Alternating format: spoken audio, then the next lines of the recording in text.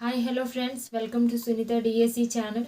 Friends, ఈరోజు వీడియోలో మనం తెలుగు కంటెంట్కి సంబంధించి మనం థర్డ్ క్లాస్ని డిస్కస్ చేస్తున్నాం కదా. అందులో భాగంగానే మనకి ఈరోజు వీడియోలోని 4th, 5th, 6th పార్ట్ 2 అనేది వీడియో చేయడం జరుగుతుంది. చూడండి, మనం పార్ట్ 1లోని మనం ఆల్రెడీ చెప్పుకున్నాం కదా, 1 to 3 లెసన్స్. మనకు పార్ట్ 1లోని 1 to 3 లెసన్స్ అనేది డిస్కస్ చేయడం జరిగింది. అయితే ఫ్రెండ్స్, ఇలా పార్ట్ 1, పార్ట్ 2, పార్ట్ 3 అని ఎందుకు డివైడ్ చేయడం జరిగిందంటే, మనం టెక్స్ట్ బుక్స్ని చదివినప్పుడు చాలా జాగ్రత్తగా చదవాలి అనేసి ముందు వీడియోలోనే మనం చెప్పుకున్నాం. అయితే ఈ పార్ట్ 2లో మాత్రం ఇంపార్టెంట్ బిట్స్ మాత్రమే, బిట్స్ టైప్లోనే ఉంటుంది మనకి కంటెంట్ అంతా. కాబట్టి ప్రతి ముఖ్యమైన బిట్ అనేది నేను పార్ట్ 2 ఈ వీడియోలో నేను చెప్పడం జరుగుతుంది. ఎవరైనా పార్ట్ 1 వీడియోని మిస్ అయ్యి ఉంటే ఈ వీడియో డిస్క్రిప్షన్లోకి వెళ్ళి లింక్ మీద క్లిక్ చేసినట్లయితే మీకు పార్ట్ 1 వీడియో అనేది మీకు అందుబాటులో ఉంటుంది. ఫ్రెండ్స్, ఎవరైనా నా వీడియోస్ని ఫస్ట్ టైం చూస్తున్నట్లయితే నా వీడియోస్ని లైక్ చేసి షేర్ చేయండి. అలాగే నా ఛానల్ని సబ్స్క్రైబ్ చేయడం మర్చిపోకండి. ఫ్రెండ్స్, చూడండి, మనకి పార్ట్ 2లోని తెలుగు కంటెంట్లోని థర్డ్ క్లాస్లోని 4th లెసన్ నా బాల్యం. ఇందులో మనము ఇంపార్టెంట్ బిట్స్ని చూసినట్లయితే మనకి ఈ పాఠం నుండి నా బాల్యం అనే పాఠం యొక్క ఇతివృత్తం ఏంటి అని అడుగుతారు. దీని యొక్క ఇతివృత్తం అనేది మనకి కళలు, అలాగే దీని యొక్క ప్రక్రియ అనేది మనకి ఆత్మకథ. ఇది ఆత్మకథ ప్రక్రియ. పాఠాన్ని చదివినట్లయితే మనకి ఇక్కడ నా బాల్యం అనే ఆత్మకథ ఎవరి గురించి చెప్పబడిందంటే మనకి అబ్దుల్ అజీజ్, అలాగే అతన్నే మరి నాజార్ అని కూడా పిలుస్తారు. ఇది మనకి ఇందులో ఇంపార్టెంట్. అలాగే చూడండి, మనకి పాఠం మధ్యలో ఒక్కొక్క లైన్లు ఇచ్చి ఇది ఏ పాఠానికి సంబంధించింది అని అడుగుతుంటారు. కాబట్టి మీరు ఇవి చదివి ఉండడం చాలా ఉత్తమం. చూడండి, నేనే బ్రహ్మనురా పామరులారా ఓ జనులారా నేనే బ్రహ్మనురా అని కూని రాగాలు తీస్తుండేవాడిని.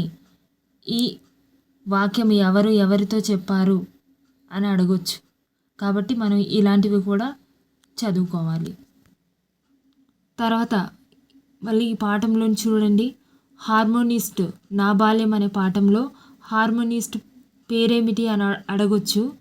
అప్పుడు మనం కాదర్ అని చెప్పాల్సి ఉంటుంది. కాబట్టి ఇది కూడా మనకి ఒక ఇంపార్టెంట్ బిట్టే. తర్వాత చూడండి, మనకి ఇక్కడ ఆత్మకథకు సంబంధించి కొన్ని విశేషాలు ఇచ్చారు. అసలు నాజారు ఏ కుటుంబానికి చెందిన వాళ్ళు, ఏ జిల్లా అనేసి ఇచ్చారు. ఇవన్నీ మనం చదువుకున్నట్లయితే అతను గుంటూరు జిల్లా ఒక నిరుపేద ముస్లిం కుటుంబానికి చెందినవారు. తర్వాత ఇతని యొక్క జననము ఇవన్నీ కామనే, అందరు చదువుతారు. అయితే ఇందులో మనకి ఇంపార్టెంట్ బిట్ ఏంటంటే ఇది అడగొచ్చు, ఇతను ఏ కళకి జీవం పోసారు అని అడగొచ్చు. ఇతను ప్రాచీన జానపద కళారూపమైన బుర్రకథ ప్రక్రియకు కొత్త మెరుగులు ఈయన దిద్దడం జరిగింది. ఇది ఇంపార్టెంట్ బిట్ మనకి ఇందులో నుండి. తర్వాత చూడండి, ఇతను బుర్రకథలు అనేవి ఏ పాత్రలు అంటే ఏ అంశాలకి ఇతను బుర్రకథలు అనేది రూపొందించారు అని కూడా అడగొచ్చు. పల్నాటి యుద్ధం, వీరాభిమన్యు, బొబ్బిలి యుద్ధం, అల్లూరి సీతారామరాజు, బెంగాల్ కరువు అంటే ఇతివృత్తాలతో ఈయన ఆ యొక్క అంశాలకి జత చేసి ఇతను బుర్రకథలు అనేవి రూపొందించారు. అలాగే నా బాల్యం పాఠంలోని కవి పరిచయం నుండి మనకు ఒక ఇంపార్టెంట్ బిట్ అండి. అదేమిటంటే చూడండి, ఇక్కడ షేక్ నాజార్ తన జీవిత కథను అతనే చెప్పుకున్నట్లుగా ఎవరు అక్షరీకరించారు అంటే ఎవరు రాశారు అని అడుగుతారు. చాలా ఇంపార్టెంట్ ఈ బిట్టు. అంగడాల రమణమూర్తి అతని యొక్క అంటే షేక్ నాజర్ యొక్క జీవిత కథ తనే చెప్పుకున్నట్లు ఈయన రాయడం జరిగింది. అయితే ఆ యొక్క స్వీయ చరిత్రకు చూడండి, ఆ కథకు పింజారి అని కూడా అతను పేరు పెట్టడం జరిగింది. ఇది ఇంపార్టెంట్, పింజారి. తర్వాత చూడండి, ఇక్కడ మనకి కొండపల్లి బొమ్మల ఆత్మకథను అయితే ఇచ్చారు. ఇది ఇంపార్టెంటా అని అనుకోవచ్చు, కానీ ఇందులో కూడా మనకి ఇంపార్టెంట్ బిట్స్ అనేవి అడుగుతారు. చూడండి, కొండపల్లి బొమ్మ అనేది అసలు ఏ రూపంలో తయారు చేస్తారు, ఏ రూపంలో ఉంటుంది అంటే చూడండి, ఏనుగు, అంబారి, దశావతారాలు, తాటి చెట్టు వంటి రూపాల్లో ఈ కొండపల్లి బొమ్మలు అనేవి ఉంటాయి. అయితే దీని యొక్క స్పెషాలిటీ ఏంటంటే చూడండి, కర్రను బొమ్మగా మలచడమే దీని యొక్క స్పెషాలిటీ అండి. ఇది చాలా కష్టంతో కూడుకున్న పని. అలాగే ఇందులో మనకి ఇంపార్టెంట్ బిట్ ఏదయ్యా అంటే మనకి చూడండి ఈ కొండపల్లి బొమ్మలు అనేవి ఏ రాష్ట్రంలో ఉంది, అలాగే ఏ జిల్లాలో మరి ఏ గ్రామంలో ఉంది అంటే చూడండి మన రాష్ట్రంలో ఆంధ్రప్రదేశ్లోని కృష్ణా జిల్లా కొండపల్లిలో ఈ యొక్క కొండపల్లి బొమ్మలు అనేవి తయారు చేస్తారు. వీళ్ళు పూర్వీకులు రాజస్థాన్ నుండి రావడం జరిగింది. ఇది కూడా మనకి అడిగితే అడగొచ్చు. తర్వాత చూద్దాం. మనకి ఇందులో చూడండి కొన్ని పదాలు అయితే ఇచ్చారు ఇక్కడ. ఈ పదాల్ని రాష్ట్రంలోని పలు ప్రాంతాల్లోని అంటే ఒక్కొక్క ప్రాంతంలో ఒక్కొక్కలా పిలుస్తారు. పదం ఒకటే కానీ ప్రాంతాలు బట్టి దాని పిలుపు అనేది మారుతుంది. అయితే దీనివల్ల యూజ్ ఏంటంటే మనకి నానార్థాలు పర్యాయపదాలు అనేసి అడుగుతారు కదండి. కాబట్టి వీటి యొక్క అర్థాలు మనం తెలుసుకొని ఉంటే చాలా ఈజీగా మనము ఆ యొక్క బిట్స్గా ఆన్సర్ అనేది చేయొచ్చు.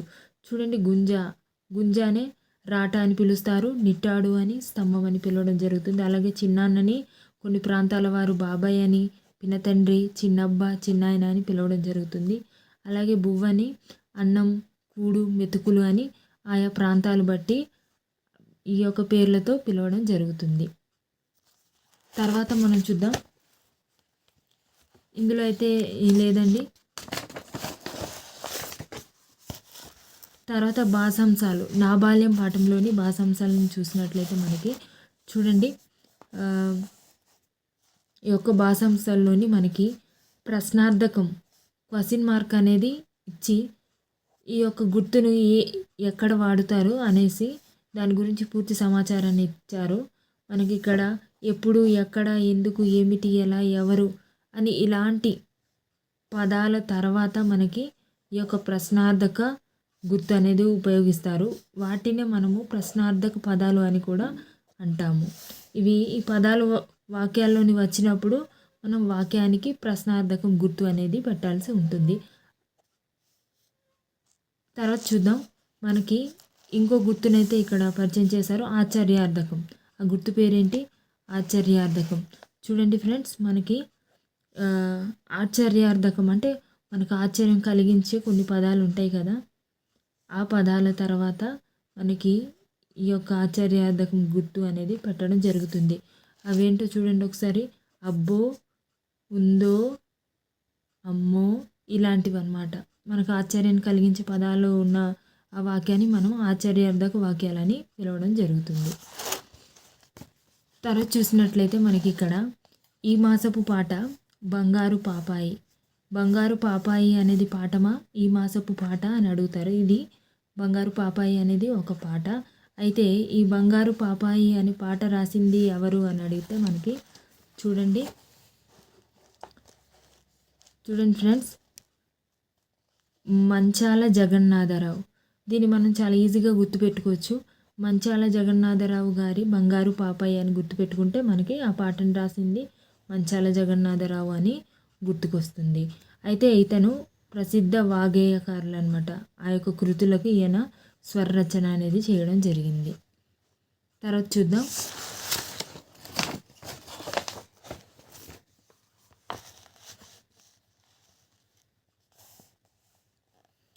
చూడండి ఫ్రెండ్స్, మనకి ఈ మాసపు కథ కింద మనకి బంగారు మొలక అనే కథనిచ్చారు. ఈ బంగారు మొలక అనే కథలోని మనకి రాజు అలాగే ఒక ముసలివాడు వీళ్ళిద్దరి మధ్యలో సంభాషణ జరుగుతుంది అనమాట. అయితే ముసలివాడు నాటిన మొక్క ఏంటంటే అది మామిడి మొక్క. మనం కథ చదివినట్లయితే మనకు అర్థమవుతుంది. నేను కేవలం ఇందులోని పాత్రలు మాత్రమే చెప్తున్నాను. మీరు కథను పూర్తిగా చదివినట్లయితే మీకు అర్థమవుతుంది. ఎందుకంటే మనకి డిఎస్సిలోనైనా కానీ టెట్లోనైనా కానీ మనకి ఆ యొక్క పాఠంలోని పాత్రల యొక్క పేర్లు కూడా అడుగుతారు. అందుకని నేను ఇలా అంటే పాత్రలు మాత్రమే, వాటి యొక్క పేర్లు మాత్రమే చెప్పడం జరుగుతుంది.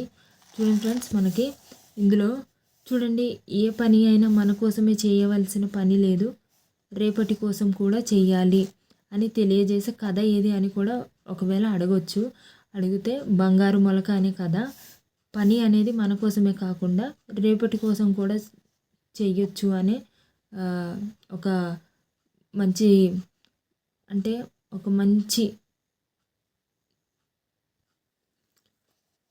ఇవ్వచ్చు అని ఒక మంచి సందేశాన్ని అయితే మనకి ఈ కథ ఇస్తుంది.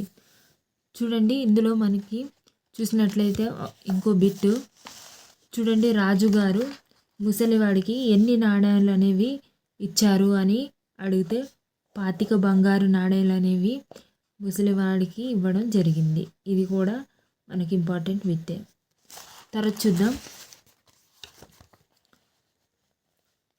ఫ్రెండ్స్. ఇప్పుడైతే మనకి 5th క్లాస్ లెసను. ఈ 5th క్లాస్ లెసన్ అనేది మనకి పొడుపు విడుపు. ఈ పొడుపు విడుపులోని ఇంపార్టెంట్ బిట్స్ చూసినట్లయితే ఫస్ట్ మనకి దీని యొక్క ఇతివృత్తం, పొడుపు విడుపు యొక్క ఇతివృత్తం ఏంటంటే మనకి భాషాభివృద్ధి. అలాగే దీని యొక్క ప్రక్రియ ఏమిటి అంటే ఇది ఒక సంభాషణ ప్రక్రియ అన్నమాట. పొడుపు విడుపు యొక్క ప్రక్రియ అని అడిగినప్పుడు ఇది సంభాషణ ప్రక్రియ. ఇది చాలా ఇంపార్టెంట్ ఫ్రెండ్స్. ప్రతి లెసన్ దాని యొక్క ఇతివృత్తం ప్రక్రియ అనేది మనము చాలా జాగ్రత్తగా గుర్తుపెట్టుకోవాల్సి ఉంటుంది. చూడండి మనకు లెసన్లోకి మనం ఎంటర్ అయినట్లయితే మనకి ఇక్కడ చూడండి, అడవిలో పుట్టింది అడవిలో పెరిగింది మా ఇంటికి వచ్చింది తైతక్కలాడింది ఏమిటది అని ఒక పొడుపు కథనైతే ఇచ్చారు. దీని యొక్క ఆన్సర్ అనేది కవ్వం. ఇలా మనకి పాఠం మొదట్లోనే మనకి ఒక పొడుపు కథనైతే ఇవ్వడం జరిగింది. తర్వాత చూద్దాం, మనం పాఠంలోని చూసినట్లయితే ఇక్కడ చూడండి అసలు ఈ పాఠంలోని పొడుపు విడుపు అనే పాఠంలోని ఎన్ని పాత్రలు ఉన్నాయి అనేది మనం చూద్దాం.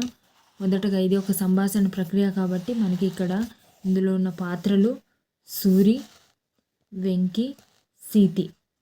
సూరి, వెంకి, సీతి అనే 3 పాత్రల్ని మనం ఇప్పుడు చూసాం కదా. అయితే మనకి తర్వాత పేజీలో ఇంకో పాత్ర అనేది మనకి పరిచయం అవుతుంది. అయితే ఇందులో మనం చూసినట్లయితే ఒక ఇంపార్టెంట్ బిట్ చూడండి, తీసే కొద్దీ పెరిగేదేమిటి. మనకి టెట్లో అడగొచ్చండి, చాలా ఇంపార్టెంట్. తీసే కొద్దీ పెరిగేదేమిటి, దీని యొక్క సమాధానం మనం చూసినట్లయితే మనకి చూడండి, తీసే కొద్దీ పెరిగేది గొయ్యి. అలాగే ఇంకో ఆన్సర్ని కూడా ఇవ్వడం జరిగింది, నుయ్యి అని. అయితే మనకి ఈ 2 కూడా మనకి సమాధానం కావచ్చు. అలాగే మనం ఇప్పుడు రెండోది చూద్దాం, రెండో పొడుపు కథని చూద్దాం. ఇక్కడ ఇది కూడా మనకి ఇంపార్టెంట్ బిట్టే. ఇలా ఎందుకు పొడుపు కథలని ఇలా ఎక్స్ప్లెయిన్ చేయడం జరుగుతుందంటే చెప్పడం జరుగుతుందంటే మనకి ఇవి టెట్లో అడుగుతారు కాబట్టి నేను వీటి గురించి చెప్తున్నాను. చూడండి, వెండి గొలుసు వేయడమే కానీ తీయలేము. వెండి గొలుసు వేయడమే కానీ తీయలేము, దీనికి సమాధానము మనం చూసినట్లయితే ముగ్గులు అన్నమాట. సమాధానం ఏంటి? ముగ్గులు. తర్వాత చూడండి మూడోది, 100 చిలకలకు ఒకటే ముక్కు ఏమిటది చెప్పుకోండి అన్నారు. అయితే ఈ పొడుపు కథకి సమాధానము మనకి పల్లగుత్తి. తర్వాత చూడండి నాలుగోది, పచ్చ చొక్కావాడు చొక్కా విప్పుకొని నూతిలో పడ్డాడు, దీన్ని విప్పండి అన్నారు. అయితే దీని యొక్క సమాధానం చూసినట్లయితే మనకి అరటిపండు. తర్వాత చూద్దాం, ఇంట్లో కలి ఒంట్లో కలి. ఈ యొక్క పొడుపు కథకు సమాధానం మనం చూసినట్లయితే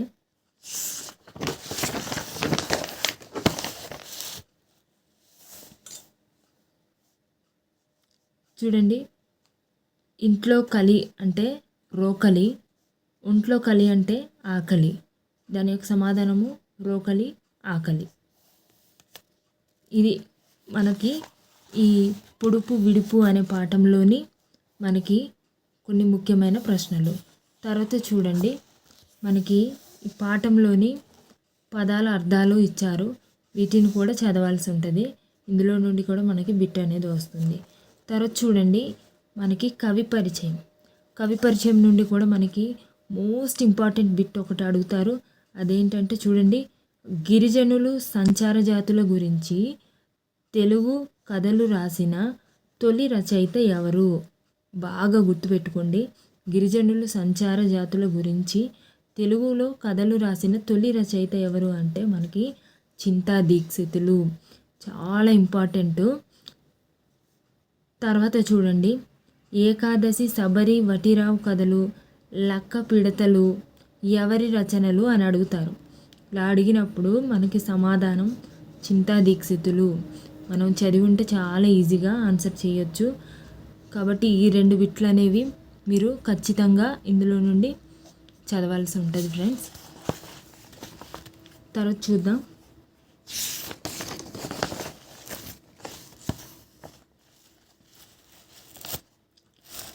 చూడండి, మనకి పులికిన కుందేలుకి మధ్య సంభాషణ జరిగి కొన్ని పొడుపు కథలు అనేవి చెప్పుకుంటారు.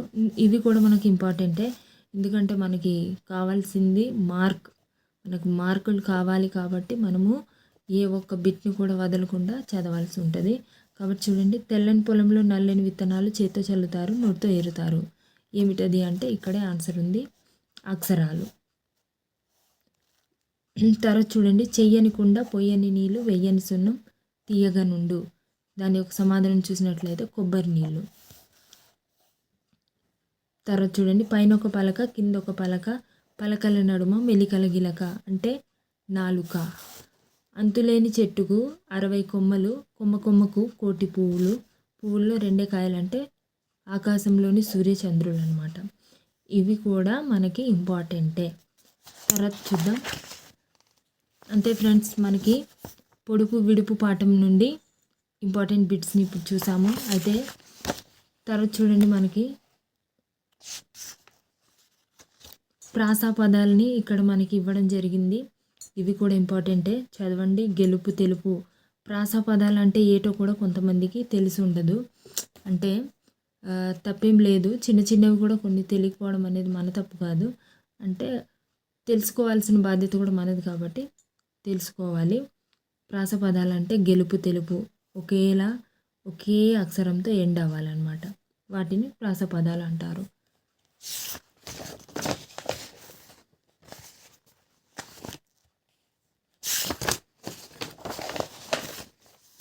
తర్వాత చూడండి, పొడుపు విడుపులోని మనకి భాషాంశాలని చూసినట్లయితే మనకి ఇక్కడ చూడండి, భాషాంశాల్లోని మనకి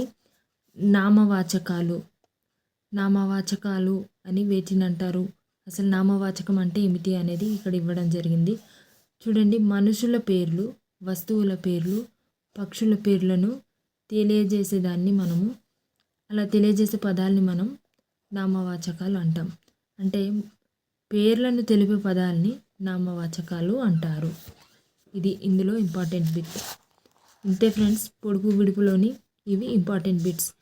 ఇప్పుడు మనం ఈ మాసపు పాట చూద్దాం. ఇందులో చూడండి, చందమామ అనే పాటను ఎవరు రాశారు అని అడుగుతారు. చాలా ఇంపార్టెంట్ ఇది.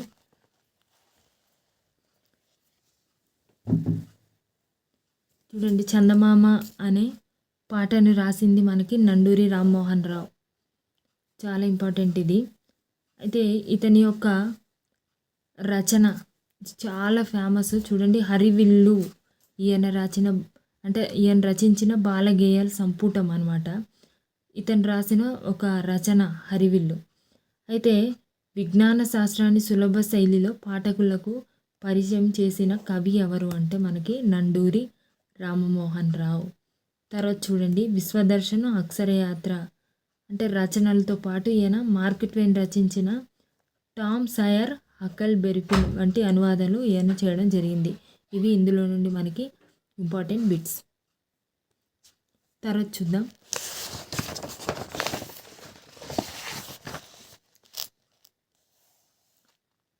చూడండి ఫ్రెండ్స్, ఈ మాసపు కథ వికట కవి నుండి మనకి ఒక 3 ఇంపార్టెంట్ బిట్స్ ఉన్నాయి. ఆ 3 ఇంపార్టెంట్ బిట్స్ మనం గుర్తుపెట్టుకున్నట్లయితే మనము క్వశ్చన్ ఎలా అడిగినా కానీ మనం ఆన్సర్ చేయొచ్చు. చూడండి, ఈ వికట కవి అని ఎవరిని పిలుస్తారంటే తెనాలి రామకృష్ణని వికట కవి అని పిలుస్తారు. అయితే మనకి ఇక్కడ చూడండి, అసలు ఈ కథలోని పాత్రలు ఎవరెవరు ఉన్నారంటే చూడండి, ఒక సాధువు, తర్వాత అమ్మవారు అన్నమాట కాళికాదేవి. తర్వాత చూడండి, ఇక్కడ 2 పాత్రల గురించి కూడా చెప్పబడుతుంది. ఒకటేమో పాలున్న పాత్ర, ఇంకోటేమో పెరుగున్న పాత్ర. తర్వాత చూడండి ఫ్రెండ్స్, ఇక్కడ ఒక మోస్ట్ ఇంపార్టెంట్ బిట్ ఏంటంటే వికట కవి అని ఏ కవి పేరు అని అడుగుతారు. తెనాలి రామకృష్ణుడు. తర్వాత రామలింగడన్న ఎవరు? రామలింగడ అంటే మనకి తెనాలి రామకృష్ణయ్య. తర్వాత చూడండి, తెనాలి రామకృష్ణ ఎవరి ఆస్థానంలో ఉండేవారు అని అడుగుతారు. చాలా ఇంపార్టెంట్. శ్రీకృష్ణదేవరాయల ఆస్థానంలోని ఈయన కవిగా పనిచేశారు. అయితే ఈయన అష్టదిగ్గజ కవుల్లో ఒకరన్నమాట. ఇది ఇందులో ఉన్న మోస్ట్ ఇంపార్టెంట్ బిట్స్ ఫ్రెండ్. ఇంకోటి వికట కవి అనే పదం మనం ఎలా చదివినా వికట కవి అనే వస్తుంది. ఫ్రెండ్స్, ఇప్పుడు మనం 6వ పాఠం చూద్దాం. మనకి 6వ పాఠము మేమే మేకపిల్ల. ఈ మేమే మేకపిల్లలోని ముఖ్యమైన బిట్స్, మేమే మేకపిల్ల ఇతివృత్తం ఏంటి, అలాగే దీని యొక్క ప్రక్రియ ఏంటి అని అడుగుతారు. మేమే మేకపిల్ల ఇతివృత్తం మనం చూసినట్లయితే ఇది పరస్పర సహకారం అన్నమాట. అలాగే దీని యొక్క ప్రక్రియను చూసినట్లయితే కథ, ఇది ఒక కథ ప్రక్రియ అన్నమాట. ఫ్రెండ్స్, మనము మేమే మేకపిల్ల పాఠాన్ని చూసినట్లయితే మనకి ఇక్కడ చూడండి, ఒక మేక పాత్రలు చూద్దాం. ఫస్ట్ మేక. అయితే ఒక మేకకు 4 పిల్లలు, 4వ దాని పేరే మేమే. అయితే ఆ మేమే ఎలాంటిదంటే చూడండి, దానికి తొందర ఎక్కువ, అది ఎవరి మాట వినదనమాట. ఇలా మనం పాత్రలను కూడా గుర్తుపెట్టుకోవాలి. అయితే ఇంకో పాత్రను చూసినట్లయితే రాజు. తర్వాత చూద్దాం, ఈ మేమే మేకపిల్లకి ఎదురైన వాళ్ళ మనం చూసినట్లయితే ఏరు అనేది అడ్డంగా వస్తుంది. ఆ తర్వాత కొమ్మ అనమాట. ఇలా మనము ఇలా ఎందుకు చెప్తున్నానంటే పాఠంలోని మనకి ఒక లైన్ ఇచ్చి క్వశ్చన్ అనేది అడగడం జరుగుతుంది కాబట్టి ఇలా చెప్తున్నాను. పాఠం మొత్తం మీరు చదివినట్లయితే మీకు కథ అనేది బాగా అర్థమవుతుంది. తర్వాత చూద్దాం, మనకి అలాగే దారిలో అడ్డొచ్చిన ఇంకా మనం చూసినట్లయితే చూడండి, మంట అనేది కూడా అడ్డుగా వస్తుంది. ఫ్రెండ్స్ చూడండి, మనకి మేమే మేకపిల్ల పాఠంలోని పాత్రను చూసినట్లయితే మేక, అలాగే మేకకు 4 పిల్లలు, 4వ దాని పేరు మేమే ఎవరి పేరు అని కూడా అడగొచ్చు, లేదా మేకపిల్ల పేరేమిటి అని కూడా అడగొచ్చు. అయితే దాని స్వభావం చూసినట్లయితే దానికి తొందర ఎక్కువ, అది మాట వినదనమాట. ఇంకా పాత్రను చూసినట్లయితే మనకి ఇక్కడ మేమేకి ఏది మొదటగా వచ్చిందంటే మనకి ఏరు. తర్వాత చూడండి, రెండవది మంట. ఆ తర్వాత 3వది చూడండి, ఒక చెట్టు. ఇంకా ఈ మేమే మేకపిల్ల పాఠంలోని ఇంకా పాత్రలను చూసినట్లయితే రాజుగారి వంటవాడు. తర్వాత చూద్దాం,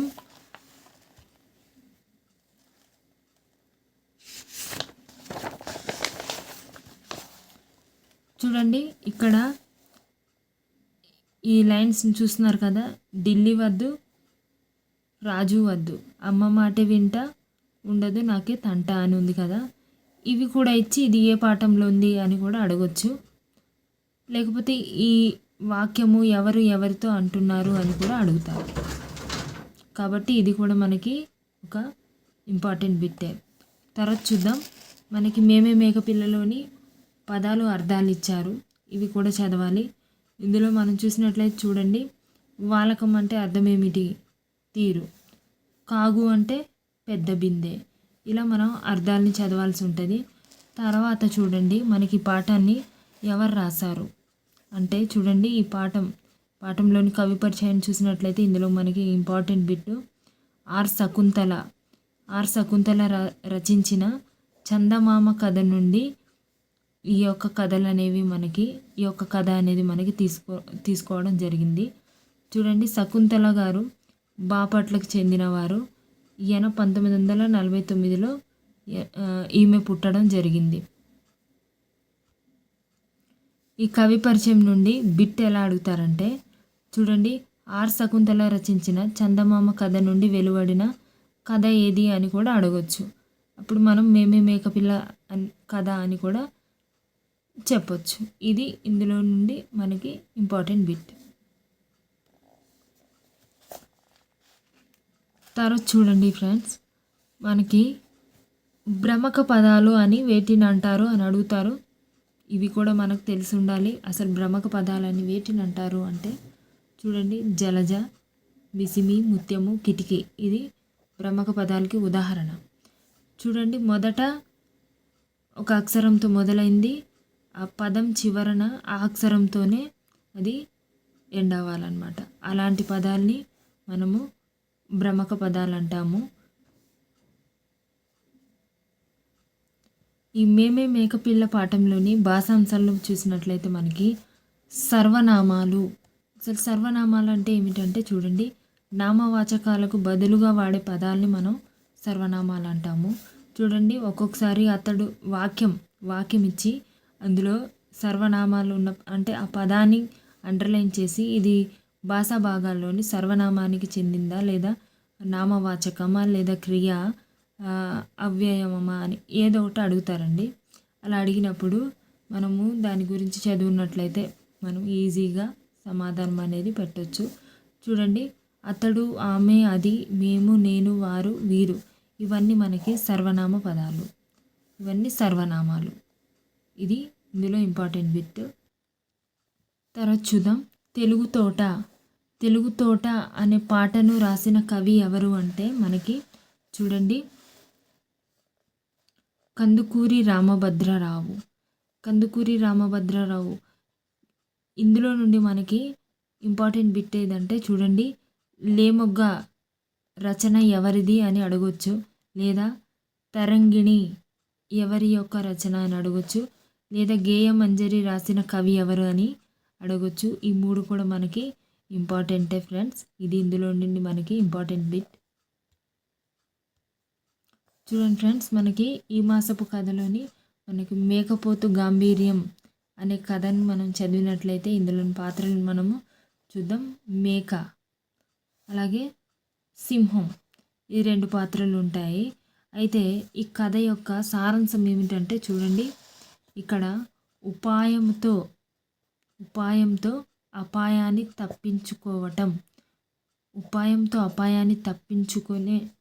తప్పించుకోవటం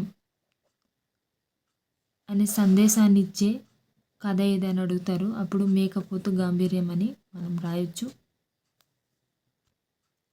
ఫ్రెండ్స్, నేను కేవలం కొన్ని ఇంపార్టెంట్ బిట్స్ మాత్రమే మీ ముందు ఉంచడం జరిగింది. అయితే మీరు మాత్రం టెక్స్ట్ బుక్లోని పాటని లైన్ టు లైన్ చదవాల్సి ఉంటుందండి. ఎందుకంటే మనకి ప్రతి లైన్ అనేది ఇంపార్టెంటే. కాకపోతే మనకు బిట్స్ అనేవి ఎలా ఫ్రేమ్ అవుతాయి అనేది ముందుగా తెలిసి ఉండాలి. కాబట్టి ఆ బిట్స్ అనేవి ఎలా ఫ్రేమ్ అవుతాయి, ఏ బిట్స్ అనేవి అడుగుతారు అనేదే నేను ఈ వీడియోలోని మీకు చెప్పడం జరిగింది. ఫ్రెండ్స్, ఇంకా నా వీడియోస్ని ఎవరైనా లైక్ చేయకపోయినా, షేర్ చేయకపోయినా, లేదా నా ఛానల్ని సబ్స్క్రైబ్ చేసి ఉండకపోయినా నా ఛానల్ని సబ్స్క్రైబ్ చేసి నా వీడియోస్ని లైక్ చేసి షేర్ చేయండి ఫ్రెండ్స్.